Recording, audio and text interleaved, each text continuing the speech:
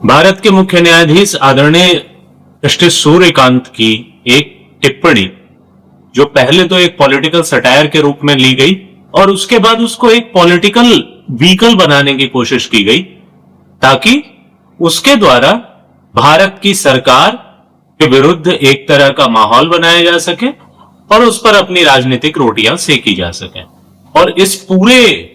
घटनाक्रम को एक यूथ प्रोटेस्ट के डिस्गाइज में चलाने की कोशिश की गई। भारत के मुख्य न्यायाधीश आदरणीय जस्टिस सूर्यकांत ने अपनी एक टिप्पणी में कहा था कि देश के कुछ युवा कॉकरोचेस की तरह हैं, जो कि पूरे सिस्टम को आने की कोशिश कर रहे हैं। कुछ काम धाम उनको है नहीं और वो सिर्फ एक PIL लेकर चले आते हैं और पूरे सिस्टम को चैलेंज करते फिरते हैं, पूरे सिस्टम को परेशान और बर्बाद करने की कोशिश करते हैं। अब इसको एक एक कर तोड़ने की और उसको समझने की अगर हम कोशिश करें तो भारत के न्याय व्यवस्था में भारत की न्यायपालिका क्या अपना जजमेंट देती है, अपना क्या फैसला देती है, उसके ही इतना इंपॉर्टेंस ये भी रखता है कि न्याय व्यवस्था में जो माननीय आदरणीय न्यायाधीश होते हैं वो बीच बीच में अपने पूरे मुकदमे के दौरान या पूरी सुनवाई के दौरान किस तरह की टिप्पणी करते हैं। एक समय था जब अन्य न्यायाधीशों की टिप्पणियां ही पूरे अखबार की हेडलाइन बन जाया करती थी, उसके ऊपर ही बात होती थी। आज भी हमें याद है कि बहुत बार हम लोग आज भी जिक्र करते हैं और जिसके भी फेवर में वो टिप्पणी होती थी वो उसको इसी तरह इस्तेमाल भी करता था। सुप्रीम कोर्ट ने CBI को केज पैरोट कहा था, तो विपक्ष जो था वो उसको इसी तरह से इस्तेमाल कर रहा था, तात्कालिक विपक्ष। आज जब आदरणीय जस्टिस सूर्यकांत ने कॉकरोच कहा और भारत के विपक्ष ने तो उतनी आवाज में नहीं कहा, क्योंकि उनके पास ज्यादा कुछ कहने के लिए है नहीं, ज्यादा मुंह दिखाने के लिए बचा नहीं है, लेकिन एक पॉलिटिकल सटायर के रूप में लोगों ने लिया, बहुत सारे लोगों ने लिया और इस टिप्पणी को बहुत सारे लोगों ने उस तरह से एक नोट तो जरूर लिया इसका कि आदरणीय जस्टिस ने ये बात कही है। और उसके बाद जिस तरह आज के समाज में होता है, जैसे सोशल मीडिया का प्रभाव है, तो सटायर की तरह मीम में उसको इस्तेमाल किया गया और उसी पे कुछ लोगों ने अपनी पूरा पॉलिटिकल बेस बनाने की कोशिश की और कहीं ना कहीं इसको भी सरकार के खिलाफ एक हथियार की तरह इस्तेमाल करने की कोशिश की। भारत के विपक्ष ने इसको बहुत ज्यादा सेलिब्रेट इसलिए नहीं किया क्योंकि वरिष्ठ वकील आदरणीय हरीश साल्वे ने, जब प्रधानमंत्री नरेंद्र मोदी के नेतृत्व में 2014 में सरकार आई थी, तो एक बहुत इंपॉर्टेंट बात कही थी, बहुत सारे न्यूज चैनल्स में कही थी। मुझे याद है अर्णव गोस्वामी के एक इंटरव्यू में उन्होंने कहा था कि अब ये लोग जो इनको पहले प्रधानमंत्री नहीं बनने देना चाहते थे, पावर में नहीं आने देना चाहते थे, अब ये लोग कोर्ट का इस्तेमाल करेंगे इनका विरोध करने के लिए, इनको इंस्टॉल करने के लिए, इनके खिलाफ साजिशें रचने के लिए कोर्ट का इस्तेमाल करेंगे। और इस चीजों को भी शुरू के 5 साल में, 6 साल में, 7 साल में लोगों ने बहुत अच्छे से देखा कि 2019 के इलेक्शन के पहले एक सम्मानित वकील कोर्ट में खड़े हुए और उन्होंने कहा कि राम मंदिर पे फैसला 2019 के चुनाव के बाद दिया जाए। और फिर जो नए आदरणीय चीफ जस्टिस आए, उन्होंने उसको राम मंदिर के मुकदमे में जो एक फैसला हो चुका था कि इसकी डे टू डे सुनवाई की जाएगी, उसको काफी एक्सटेंड किया। मैं न उनके किसी फैसले पे न उनके किसी काम पे कोई टिप्पणी कर रहा, मैं सिर्फ एक फैक्ट बता रहा। आदरणीय जस्टिस गोगोई ने उसको कहा था कि काफी लंबा डेट दिया था उसका, ठीक है, लेकिन हम लोगों ने ये देखा कि 5 साल 6 साल जब आदरणीय नरेंद्र मोदी पहली बार सत्ता पर आए, उसके बाद 5-6 साल तक इस तरह का पूरा एक, जो वो कहते हैं कि सरकार भले तुम्हारी हो सिस्टम हमारा है, उस तरह का सिस्टम चलता रहा। लेकिन उसके बाद कुछ समय बाद 7 साल 8 साल बीत जाने के बाद एक ऐसा माहौल भी आया, एक ऐसा समय भी आया, जो लोग सिस्टम को इस्तेमाल करके सरकार को परेशान कर रहे थे, अब उन लोगों को यह लगने लगा था कि सिस्टम उनके साथ नहीं है,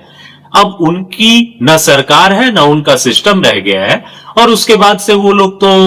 देश के हर एक संस्थान की बुराई, हर एक संस्थान के ऊपर कीचड़ उछालने की कोशिश लगातार वो करते रहते हैं, अभी भी कर रहे हैं। तो इसलिए आदरणीय चीफ जस्टिस की जो ये कॉकरोच वाली टिप्पणी थी, इसके ऊपर ज्यादा कुछ बोलने के लिए उनके पास तो था नहीं। और देश के कॉमन मैन जिस तरह से, कॉमन पीपल जिस तरह से हर एक बात पर टिप्पणी करते हैं, मीम्स बनते हैं या उसके ऊपर सटायर्स बनते हैं, उस तरह से एक सटायरिकल वे में कॉकरोच जनता पार्टी बोलकर एक सटायरिकल पेज शुरू किया गया और फिर उसमें बहुत तरीके के टेक्नोलॉजी का इस्तेमाल किया गया। शुरू में यह बात भी आई थी कि जो इस पेज के फाउंडर थे उन्होंने कहा था कि हमने इसमें एआई का इस्तेमाल किया है, जो इकोसिस्टम इनको बहुत सेलिब्रेट कर रहा था शुरुआती दिनों में। चूंकि ये 2-3 दिनों में ही इसके 20 मिलियन फॉलोअर्स, लगभग 2 करोड़ फॉलोअर हो गए, तो ये एक फेनोमेना की तरह था। इसलिए लोगों ने इसको समझने से पहले, भारत में तो टिप्पणीकार, राजनीतिक विश्लेषक ऐसे घूमते रहते हैं, अगर आप एक पत्थर उठाकर दिल्ली में मार दो तो पता चला किसी न किसी राजनीतिक विश्लेषक को ही लगता है। इस तरह के राजनीतिक विश्लेषक घूम रहे हैं सोशल मीडिया पे, और ज्यादा घूम रहे हैं, और उन लोगों ने एक फेनोमेना माना। उन लोगों ने सोचा कि ये सरकार के खिलाफ एक कोई ऑर्गेनिक टाइप की चीज है जो गवर्नमेंट के अगेंस्ट है, जो सिस्टम को कहीं ना कहीं चैलेंज कर रही है, और उन लोगों के द्वारा इंस्टीट्यूशंस के ऊपर सवाल उठाया जा रहा था, उन इंस्टीट्यूशंस पे कहीं ना कहीं ये सटायर कर रही है। इसलिए उन लोगों ने उसको हाथों हाथ लिया, उसको बहुत वेलकम किया। उसमें उन लोगों ने जिक्र किया कि उन्होंने बताया है, जो इसके फाउंडर है उन्होंने बताया है कि ये एआई का भी इस्तेमाल किया गया, और बाद में ये समझ में भी आया कि इसमें बोट का इस्तेमाल किया गया है, और बोट के इस्तेमाल से ही ये 20 मिलियन फॉलोअर्स अचानक से प्रकट हो गए 2-3 दिन के अंदर। बहरहाल आदरणीय चीफ जस्टिस की एक टिप्पणी, उसके ऊपर एक सटायरिकल कुछ एक्टिविटीज, और उसके बाद उसमें पॉलिटिकल एंगल, पॉलिटिक्स उसके ऊपर करने की पूरी कोशिश। ये सारा कुछ इतनी जल्दी हुआ कि बहुत सारे लोगों को समझ में ही नहीं आया कि क्या करें। नेक्स्ट मूव भी लोगों ने नहीं सोचा। जो लोग इस पे पॉलिटिक्स करना चाहते थे वो इसके एस्केलेट करने में ही इतने व्यस्त रह गए कि तक वो इतनी तेजी से एस्केलेट हुआ कि डी एस्केलेशन की बारी ही नहीं आई, वो उसको कर ही नहीं पाए, और उनका पूरा का पूरा जो एक गेम प्लान था, पूरा का पूरा प्रोपेगेंडा था, वो कल दिल्ली के जंतर मंतर पर ध्वस्त होता हुआ देखा। भारत में सरकार के विरोधियों के पास दरअसल सटायर करने के अलावा कोई रास्ता नहीं बचा है अपना पॉलिटिकल फ्रस्ट्रेशन दिखाने के लिए। हाँ, वो जीत नहीं पा रहे। लोगों के बीच में अपनी हार की तो वो बहाने बनाते हैं, वो बहाने भी लोगों को एक्सेप्ट नहीं करवा पा रहे। तो आप बताओ कि 5 राज्यों में चुनाव हो रहा है, 3 में केंद्र में सत्ता में है, वो पक्ष जीत रहा है, 2 में आप जीत रहे हो, 1 में आप जीत रहे हो, दूसरे में आप खुले दरवाजे से एंट्री करके सरकार बना ले रहे हो, सत्ता पक्ष हार जा रही है। आप किस मुंह से कहोगे कि नहीं हमारे साथ अन्याय हो रहा है? तुम्हारे साथ एक जगह अन्याय हो रहा है, दूसरे जगह अन्याय नहीं हो रहा है। इस तरह के बहुत सारे हवा खड़ा करने की कोशिश की गई, कभी ईवीएम के नाम पे, कभी वोटर लिस्ट के नाम पे, कभी दिस दैट ब्ला ब्ला। लोग इसको एक्सेप्ट नहीं कर रहे क्योंकि लोगों को ये कॉमन सेंस की बात लग रही है। सामने दिख रहा है कि भैया मैंने तो वोट किसी एक पर्टिकुलर को ही दिया था और वोट उसे मिला ही है, तो फिर ये काहे का बवाल कर रहे हैं, इनको बवाल करने दो। लोग उसको सीरियसली नहीं ले रहे। तो इनकी स्थिति अब पॉलिटिकल सटायर पे ही फ्रस्ट्रेशन निकल रहा है, पॉलिटिकल सटायर पे ही इनकी जिंदगी कट रही है। तो पॉलिटिकल सटायर शुरू हुआ कॉकरोच जनता पार्टी के नाम से। उन लोगों के जो टैक्टिक्स हैं, उन लोगों के जो षड्यंत्र हैं, उन लोगों की जितनी सारी एक्टिविटीज हैं और उनकी जितनी सारी कोशिशें हैं, वो सब उनके लिए कोई फ्रूटफुल हो नहीं रही। उनके पावर की भूख है, उनके जो इन्फ्लुएंशियल बनने रहने की भूख है, अब उसको कोई पूछ नहीं रहा। उनका जिस तरह से पावर सर्कल्स में इन्फ्लुएंस हुआ करता था, अब उसकी कोई इज्जत नहीं करता। अब उनके पावर चले जाने के बाद उनका इन्फ्लुएंस भी चला गया है, तो अब उनकी भी कोई इज्जत नहीं कर रहा। इसलिए ये लोग अब फ्रस्ट्रेशन सटायर के माध्यम से ही निकाल पा रहे हैं। उतना ही तरीका इनके पास बचा है। सरकार के खिलाफ इस तरह की साजिशें और इस तरह की कोशिशें तो पहले भी हो रही थी। शाहीन बाग बनाया गया था दिल्ली में, किसानों के नाम पे तो धरना प्रदर्शन, और किसानों के नाम पर इस तरह की कोशिशें, मजदूरों के नाम पे इस तरह की कोशिशें तो बहुत बार की गई। लेकिन एक बार बहुत मीडिया हाइप मिला उसको 2022 में, 2021-22 में, तब 3 कृषि कानून सरकार ने पास किए और बाद में सरकार ने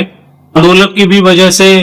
और चुनाव के भी वजह से उन तीनों कानूनों को वापस ले लिया। लेकिन इन दोनों में, चाहे वो शाहीन बाग हो या किसानों के नाम पर हुआ आंदोलन हो, एक बात तय थी कि वो बहुत एक नैरो इसमें था। उसको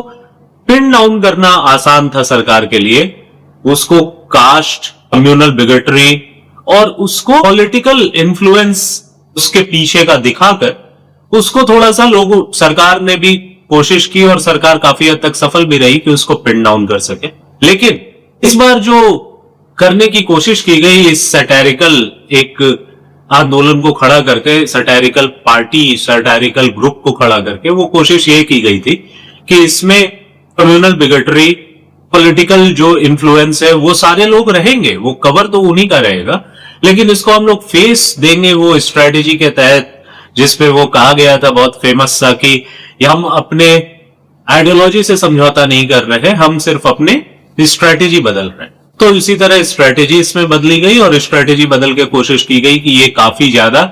लोगों को, हर एक तरह के लोगों को, हर एक लाइफ के सभी स्ट्रेटा के लोग इसमें आए, इसलिए इसको यूथ का नाम दिया गया, यूथ्स की बात कही गई। और दरअसल इसमें कवर जो था, इसमें जो कोर था वो तो वही कम्युनल बिगेटरी, कास्टिज्म और जितने सारे इंडिया को जो लीडिंग इंडिया विद 1000 कट्स है उसके जितने सारे पार्ट्स हैं, जितने सारे उसके भारत को जिन 1000 कट्स में, जिन 1000 पॉइंट्स पर कमजोर करने की कोशिश की जाती है हमारे लंबे लंबे ख्वाब देखने वाले पड़ोसियों की वजह से, उन सारे पॉइंट्स को इसमें तो रखा ही था, कोर तो वही था, लेकिन इसके शकल देने की कोशिश की गई कि ये यूथ का मुद्दा है। चूंकि ये एग्जाम से रिलेटेड था, अभी हाल ही में जो मेडिकल एंट्रेंस के लिए नीट की परीक्षा होती है उसके क्वेश्चन पेपर लीक हो गए। तो क्वेश्चन पेपर लगातार 2-3-4 सालों से लीक हो रहे हैं, हर बार लीक हो जाते हैं, उसके बाद फिर से री एग्जामिनेशन होता है। तो इसको एक बहाना बनाया गया, तात्कालिक बहाना। उद्देश्य तो बहुत दिनों से था कि सरकार के खिलाफ यूथ को किसी तरह खड़ा किया हुआ दिखाया जा सके। आपको याद होगा दिल्ली के जेएनयू में 2016 से ये कोशिश की जा रही है कि सरकार यूथ के अगेंस्ट है, हालांकि सारी घटनाओं का एक्सपोजे होता रहता है, सारे लोगों के टैक्टिक्स पकड़े जाते रहते हैं और वही कुछ जाने पहचाने चेहरे उसके सपोर्ट में हमेशा रहते हैं, वही कुछ जाने पहचाने चेहरों में से कुछ चेहरे पकड़े जाते हैं, ये करते हुए पकड़े जाते हैं, बाद में उनके सपोर्ट में भी वही चेहरे मिलते हैं। ये तो काफी अब क्लियर कट है, लोगों को क्लियर कट लाइन पता है कि अच्छा अगर ये व्यक्ति ये बात कह रहा है तो जरूर सच्चाई इसके उलट होगी, अगर ये व्यक्ति ये बात कह रहा है तो जरूर हमें वही काम करना है जो इसके उलट है। तो लोग भी अब इसको समझ गए हैं और इस पूरे के पूरे आंदोलन, पूरे के पूरे एक घटनाक्रम में बहुत सारे वेस्टेड इंटरेस्ट जुड़े,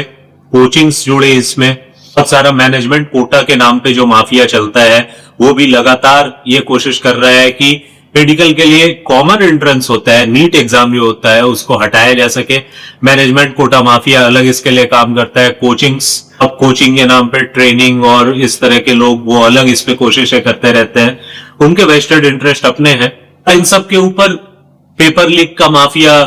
तो हमेशा से एग्जिस्ट करता है। कम से कम मुझे याद है सन 2003 में पहली बार मुझे पेपर लीक जैसा कुछ समझ में आया था, जब कैट का पेपर लीक होने की बात कही गई थी और 2003 के नवंबर में जो कैट का एग्जाम हुआ था वो शायद कैंसिल हो गया था क्योंकि उसका पेपर लीक हो गया था। ये पेपर लीक माफिया तो हमेशा से रहा है, admission mafia, paper leak mafia, management quota mafia तो हमेशा से रहा है। तो इन लोगों ने तो तय ही कर रखा है कि भैया मेरा ये धंधा ही है, मेरा ये काम ही है, और ये उसी तरह का एक अपराध है जिस तरह के बाकी देश में अपराध हो रहे हैं। सभी अपराधों के खिलाफ बहुत कड़े कानून हैं, हत्या, लूट, रेप जैसे घिनौने अपराधों के लिए बहुत सारे कानून हैं। पेपर लीक के बारे में भी कड़े कानून बनाए गए हैं। सरकारों ने अपने आप को बहुत स्ट्रांग किया है, लीक प्रूफ बनाने की कोशिश की है, लेकिन जिन लोगों का ये धंधा ही है, जिन लोगों ने कसम ही खा रखी है कि हमें इसी तरह पैसे ही कमाने हैं, तो वो जानते हैं कि इंडियन जुडिशियल सिस्टम में जिस तरह से इतने लंबे समय तक केसेस खींचे जाएंगे, अब राजनीतिक लोगों के केस इतने लंबे खींचे जाते हैं, लोअर कोर्ट फिर हाई कोर्ट, उसके बाद भी वो लोग सारे के सारे पॉलिटिकल स्टंटबाजी करते रहते हैं और कहते हैं कि सुप्रीम कोर्ट पे अभी हमें भरोसा है। तो जो इस तरह के माफिया लोग हैं उनको तो ये क्लियर है कि मेरा तो ये धंधा ही है, तो हम ये करेंगे, जुडिशियल सिस्टम में अपना चलता रहेगा, हम पैसे कमा लेंगे, फिर ये पैसे कमाने के बाद हम उसी पैसे से जुडिशियल सिस्टम को भी चलाते रहेंगे, उसमें केस लड़ते रहेंगे, उसमें नए नए मीम मेक निकाल के बचते रहेंगे। और पेपर लीक करना भारत में अभी तक कोई ऐसा हीनियस क्राइम नहीं है जिसके लिए बहुत बड़ी सजा हो, इसलिए जिन लोगों ने किया भी है वो लोग भी करके उन्होंने सजा भी भुगत ली है, या कुछ लोग ऐसे हैं जिनको नए नए पेपर लीक किए उन्होंने, उनके पे ट्रायल ही चल रहा है, सजा मिलना, उसके बाद उनका भुगतना, नए नए फिर कोई अगर खाली करता है तो दूसरा चला आता है। आपको याद होगा आदरणीय अनंत सिंह ने बिहार चुनाव के समय एक इंटरव्यू देते हुए कहा था कि सरकार कुछ ऐसा तो नहीं कर सकती है कि क्राइम होना बिल्कुल बंद हो जाए। तो पेपर लीक भी एक क्राइम है। आदरणीय अनंत सिंह ने बहुत क्लियर कट कहा था कि अगर आप मेरे साथ अभी बैठे हैं, अगर मैं आपको अभी मार दूं तो इसमें सरकार क्या करेगी? सरकार तो जो भी करेगी वो बाद में ही करेगी। तो कंसेप्ट यही है कि जो अपराधी है, जो अपराधी प्रवृत्ति का है, उसने ये सोच लिया है मुझे इसी से पैसे कमाने हैं, मुझे इसी से अपनी आजीविका चलानी है। जुडिशियल जो सिस्टम है, उस सिस्टम में जिस तरह चलता रहता है केस, हम लड़ते रहेंगे, लेकिन हमारे पास आज पैसा आ जाएगा तो हमारा काम चलता रहेगा। तो उन लोगों से अब सरकार कितनी सख्ती से निपटे, और सख्ती से निपटे तो वो जेल चले जाएंगे, जेल से ज्यादा और क्या होगा। और जेल चले जाएंगे, उसके बाद उनकी तो माफियागिरी है वो चलती ही रहेगी, या दूसरे लोग आ जाएंगे उसमें। सरकार को तो इसको लीक प्रूफ बनाने के लिए अपना पूरा का पूरा सिस्टम स्ट्रांग करना होगा। अब पूरे के पूरे सिस्टम को स्ट्रांग करने में जितने सारे लोग जुड़ते हैं, हर एक लिंक जो होता है उसमें से कोई एक लिंक कमजोर हो जाता है और वहां से लीक हो जाता है, और उसके बाद पूरा का पूरा सरकार का पूरा किया हुआ कोशिश, पूरी की हुई मेहनत व्यर्थ हो जाती है। तो पेपर लीक कराने वालों के लिए पूरा का पूरा ये जो कॉस्ट बेनिफिट एनालिसिस अगर वो करते हैं तो उनकी कितनी कमाई हुई और उस पे कितना वो उनको मिल सकती है, कितना जुडिशियल सिस्टम के साथ वो कर सकते हैं, इंडियन जुडिशियल सिस्टम के साथ सरवाइव कर सकते हैं, इन सारी चीजों को देखने के बाद माफिया यही सोचता है कि हमारे लिए ये विन विन सिचुएशन है, तो हम इसे ही अपनी आजीविका का साधन बनाए, और अगर कुछ होगा तो देखा जाएगा, होगा तो होता रहेगा, तो हम पैसे कमा लेंगे। ये सिस्टम है, ये सिस्टम चल रहा है। सरकार को ही अपना सब कुछ बचाना है, सरकार को ही सब फुल प्रूफ करना है, और उसके बाद भी ये कोशिश करनी है कि माफिया उन तक ना पहुंच सके। अब वही मैंने जो कहा, आपको कोई एक वीक लिंक होती है, वहां से चीजें लीक हो जाती है। अब इतने सारे लोग हैं पूरे सिस्टम में, सब लोगों को एकदम मतलब किस तरह से प्रतिज्ञा दिलवाई जा सके, और प्रतिज्ञा लेने के बाद भी हर एक सर्विस में प्रतिज्ञा लोग लेते हैं, और प्रतिज्ञा लेने के बाद भी हमारे सामने करप्शन के केसेस और इस तरह के केसेस तो आते ही रहते हैं। तो हम लोग कितना क्या कर सकती है सरकार, उसके भी क्या लिमिटेशंस है, वो भी तो एक बार देखा जाना चाहिए। बहरहाल, जो लोग आज सरकार के ऊपर सवाल उठा रहे हैं नीट पेपर के लीक होने और बहुत सारे और भी कॉम्पिटिटिव एग्जाम्स के, बहुत सारे और भी एग्जाम्स के पेपर लीक होने के लिए, ये वही लोग हैं जो कल को अगर सरकार ये कर दे कि पेपर लीक में जो फंसेगा, पेपर लीक के जो अपराधी होंगे उनको कोई बहुत हार्शर पनिशमेंट मिलेगी, यही वो लोग हैं जो फिर खड़े हो जाएंगे ह्यूमन राइट्स के नाम पे, तो पेपर लीक करने वालों के नाम पे, तो गवर्नमेंट को ब्रूट फोर्स इस्तेमाल करने से रोकने के लिए कि पेपर लीक कोई इतना बड़ा अपराध नहीं है, पेपर लीक कोई इतना बड़ा क्राइम नहीं है, ये सेम लोग खड़े हो जाएंगे। गवर्नमेंट को उस सिस्टम पे चलना है, दोधारी तलवार है जिसके ऊपर उसको बैलेंस बनाकर चलना है। अब जो सेम लोग आतंकवादी के सपोर्ट में, हम लोग यूएपीए के तहत आज जेलों में बंद हैं, उन लोगों के सपोर्ट में जब ये लोग शेमलेसली तर्क और कुतर्क ले आते हैं, फिर पेपर लीक किसी ने अगर किया है, क्वेश्चन पेपर आउट किया है, उसके लिए अगर ले आते हैं, कौन सा बड़ा चेंज हो जाएगा? मुझे तो नहीं लगता कि कोई चेंज होगा, मुझे तो नहीं लगता कोई बड़ी बात होगी इनके लिए। तो ये सेम लोग फिर वहां भी खड़े हो जाएंगे। इसलिए गवर्नमेंट को तो बहुत बैलेंस करके चलना है। जैसा मैंने आपको कहा कि बॉट का इस्तेमाल करके, टेक्नोलॉजी का इस्तेमाल करके इन लोगों ने एक हाइप क्रिएट कर दिया। 2-3 दिन के अंदर ही इनके 2 करोड़ फॉलोअर्स हो गए, और उसके बाद पूरी तरह जो सत्ता पक्ष के खिलाफ वाला इकोसिस्टम है उसने इनको हाथों हाथ लिया। जैसे जैसे 2-3 दिनों का ये गुबार था, जैसे ही ये गुबार बैठा, जैसे ही पिक्चर क्लियर हुई कि कौन लोग इसके पीछे हैं, क्या शक्तियां इसके पीछे हैं, क्या उद्देश्य इसके पीछे हैं, किन लोगों ने इसको किया है, तो समझ में आया कि ये जो एक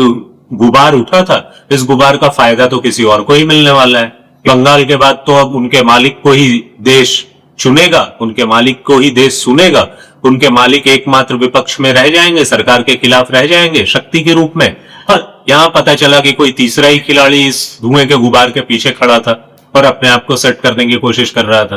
तो अचानक से ही ये इकोसिस्टम जो 2-3 दिन में 2 करोड़ फॉलोअर होने को पहले सेलिब्रेट कर रहा था, वो अचानक से इसके अगेंस्ट में आ गया। और किस किस तरह के उन्होंने वीडियोस बनाए, किस किस तरह के थंबनेल पत्रकारिता की, वो तो आप यूट्यूब पे जाके इन कॉमन सस्पेक्ट्स के इंटरव्यूज, इन कॉमन सस्पेक्ट्स के तो विश्लेषण है उसमें आप जाकर ये देख सकते हैं कि उन लोगों ने क्लियर कट अब कहना शुरू कर दिया है कि ये जो तिलचट्टे हैं ये तो सरकार के साथ मिले हैं, या इसके साथ मिले हैं, या उसके साथ मिले हैं, और उनके मालिक ही एकमात्र जवाब है इस सरकार के खिलाफ। इकोसिस्टम बंगाल के चुनाव के बाद एक तरह से अपने मालिक के लिए श्योर था, लेकिन एक नया ही खिलाड़ी जब इन तिलचट्टों के पीछे से निकल कर आ रहा था तो उनके मालिक का एक चैलेंजर है, तो उन लोगों ने इसको मलाइन करने में कोई कसर नहीं छोड़ी, मलाइन करना शुरू कर दिया। और एक तरह से पूरा का पूरा विपक्ष, उस खिलाड़ी के अलावा सारा का सारा विपक्ष तिलचट्टों के साथ से पीछे हट गया, इन तिलचट्टों का साथ उन लोगों ने छोड़ दिया।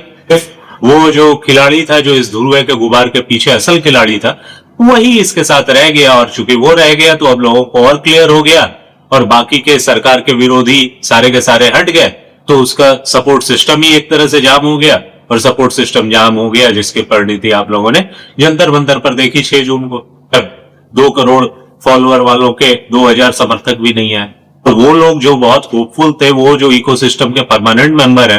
वो लोग भी ये कहने से नहीं चुके कि 2 करोड़ फॉलोअर्स के 2000 लोग भी नहीं आए। चूंकि ये पूरी तरह एक्सपोज हो गए थे, पूरी तरह ये क्लियर हो गया था लोगों को कि कौन खिलाड़ी है इस धुएं के गुबार के पीछे। इन लोगों को तुरंत जमीन पर टेस्ट के लिए ले आया गया। उन लोगों ने भी नहीं सोचा था कि हमें इतनी जल्दी जमीन पर आना पड़ेगा। हम तो एक बॉट के सहारे पेज ही डेवलप कर रहे थे, पेज ही बना रहे थे, एक हैंडल बना रहे थे, और अचानक से इन लोगों को जमीन पर आना पड़ा अपने एग्जिस्टेंस को दिखाने के लिए, अपने आपको प्रूफ करने के लिए, वरना लोग इसको एक हवाबाजी समझ के कैंसिल कर देते। तो उन लोगों ने सोचा कि जितना इन्वेस्टमेंट हो चुका है, कम से कम उसका कुछ तो परिणाम निकले, कुछ तो परिणाम हमें पता चले। अब तो चूंकि एक्सपोज हो गए हैं, तो जो भी इन्वेस्टमेंट हुआ है वो देख लिया जाए, और इन्वेस्टमेंट वही था कि 2 करोड़ लोगों के लिए इन्वेस्टमेंट किया गया था, 2000 भी नहीं आए वहां, और उसमें से भी ज्यादातर लोग जो आए वो कुछ जेन्युइनली कंसर्न लोग थे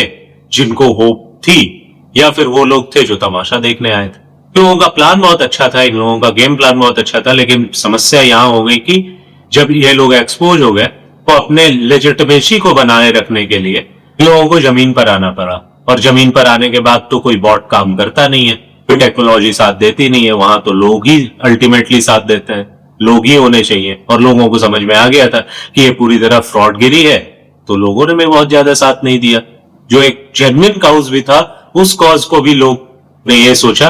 कि कितना भी कुछ है, लेकिन ये फ्रॉडुलेंट के साथ तो हमें नहीं फंसना है। इन लोगों के गेम प्लान में जो डिस्केलेशन का पार्ट था, चूंकि इन लोगों ने एक्सपेक्ट नहीं किया था कि ये एस्केलेट इतनी तेजी से होगा, इसलिए डी एस्केलेशन का इन्होंने सोचा ही नहीं था, और उनको जमीन पर आकर वो पूरा का पूरा डी एस्केलेट करना पड़ा। अंत में हुआ गया कुछ नहीं, पूरा का पूरा ये एक तरह से गोरमट्ठा करके इन लोगों ने रख दिया। जब उन लोगों को जमीन पर सच में आना पड़ा, तो उन लोगों ने फिर सोचा कि चलो इसी में कोई ह्यू एंड क्राई मचाते हैं। हम लोग ये कहेंगे कि हम लोग कोई परमिशन नहीं लेंगे, हम ये कहेंगे कि 5 बजे तक ही ये प्रोटेस्ट करने की आजादी, क्या आजादी है, हम तो डेमोक्रेसी में रहते हैं, हम जो चाहेंगे करेंगे, हम गंद फैलाएंगे, हम ऐसी तैसी करेंगे, हम दम मचा के रख देंगे। और इसी से कुछ रास्ता हमारे लिए निकले, कुछ ऑप्शन हमारे लिए निकले, तो नेपाल बनाने की बात, और लाठी डंडे ले आना, पेपर स्प्रे ले आना। गवर्नमेंट ने इसको बहुत कूल, काम, कलेक्टिव और बहुत कॉमन सेंस के साथ ऐसा हैंडल किया कि उन लोगों को प्रोटेस्ट की परमिशन भी तुरंत दे दी,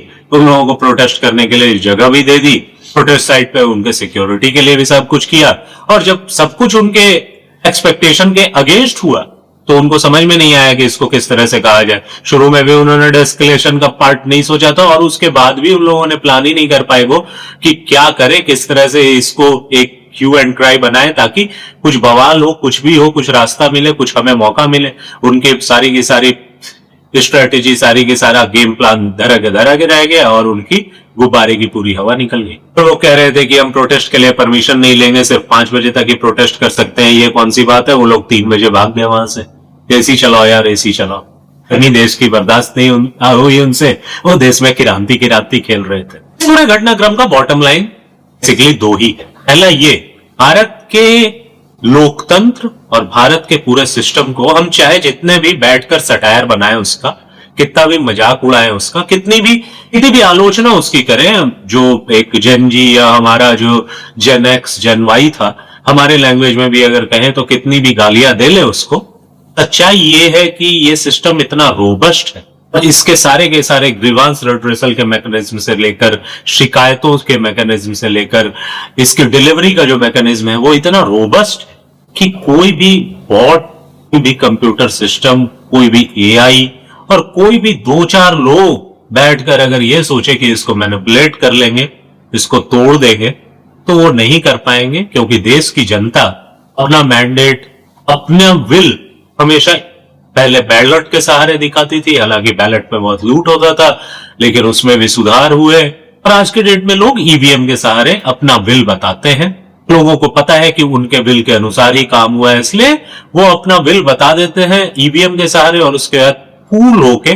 अपने विल के अनुसार काम होते हुए देखते हैं। अगर उनके विल के अनुसार काम हो रहा है तो बेहतर, अगर नहीं होता है तो 5 साल बाद उनको फिर मौका मिलता है, फिर उसको औंधे मुंह पलट देते हैं। लेकिन ये सिस्टम इतना रोबस्ट है कि कोई भी बॉट सिस्टम, कोई भी टेक्नोलॉजी, कोई भी 2-4 लोग, 10 लोग, 50 लोग, 100 लोग, 5,000 लोग और कोई भी $1 बिलियन का इन्वेस्टमेंट इस रोबस्ट सिस्टम को खत्म नहीं कर सकता। दूसरा बॉटम लाइन ये है कि हमारी जो पीढ़ी है, आप इसको जेन एक्स कहें, जेन वाई कहें, नेक्स्ट जेन कहें, जेन जेड कहें, जेन जी कहें, तो भी आप नाम दो, हम लोगों ने आदरणीय अन्ना का आंदोलन देखा है। उसमें अपने हाथ जलाए, अपने पांव जलाए, अपने सपनों को जलते देखा। हमसे पहले वाली पीढ़ी ने आदरणीय जेपी के आंदोलन से निकले हुए लोगों को देखा,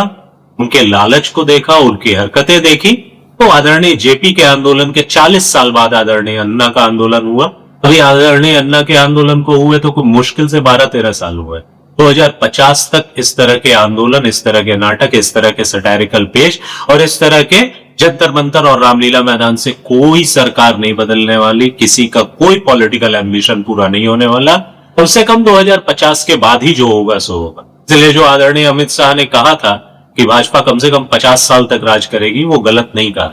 हमारी पीढ़ी और हमारे जस्ट बाद की पीढ़ी, चूंकि हमारे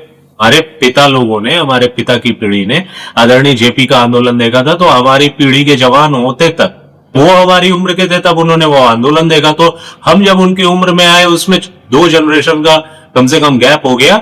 और वहां तक आते आते ये आंदोलन नहीं खड़ा हो पाया, क्योंकि हमारे पिताओं ने बताया कि बेटा